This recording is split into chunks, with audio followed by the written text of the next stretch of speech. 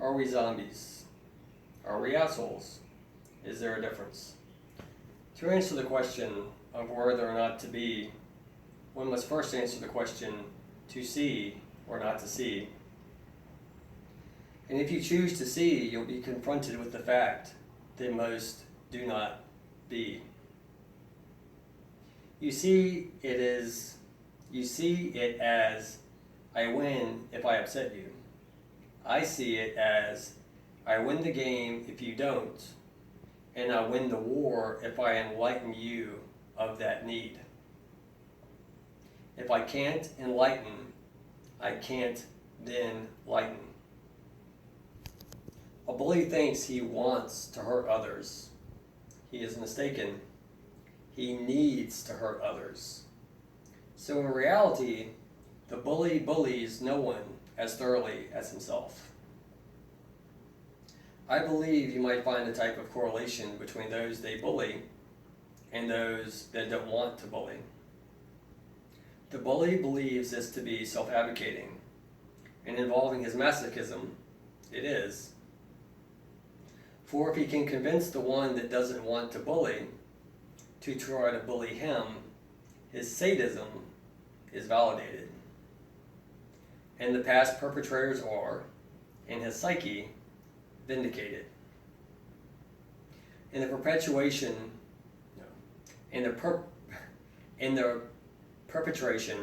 is perpetuated. Welcome to the jungle. We've got what you need. He does this seeking reciprocation. In this Wayne's world of tell two friends, that's TU, has brought us to where we are today. We're all tempted to varying degrees to retaliate against the bullying oppressor when, or if, the tables turn, finally. This is true when they may finally look at you with need in their eyes. Need for empathetic compassion and sympathy. Need for the acceptance you've been fighting them to give to them. And that's the test. Our test. Overall, we're failing miserably. Pun intended. We often mistake thoroughly genuine compassion for insubordination, acceptance for glibness, empathy-driven benevolence for sadism, maybe even simple empathy for masochism or sadism. Acceptance is scary. Unconditional acceptance is petrifying, literally. The more thoroughly unconditional the acceptance, the more our need to demonize the angel that wants to set us free, and the more internally polarizing. The poles, they oscillate, from north to south, from heaven to hell. And it is the willingness toward awareness wherein lies the healing of our internal hell. We don't have free will because we choose not to. We are taught from an early age that we must want and desire to go to heaven. Yet we are also taught from an early age that heaven on earth, if we were to emulate it, is bad. It would be bad if we were to not have fight, if we did not have strife. What is heaven if not a void of strife, of fight? An interpretation of heaven could arguably be a place of utter complacency.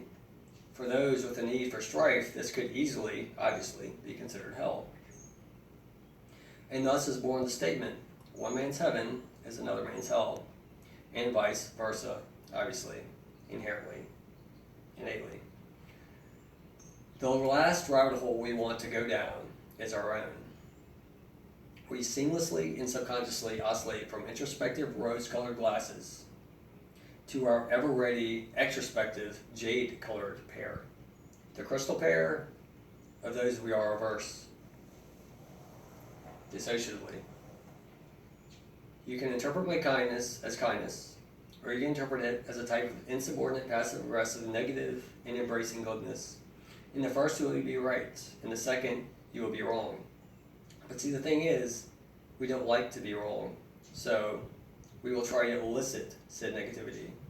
So let the games begin and continue. Ding ding.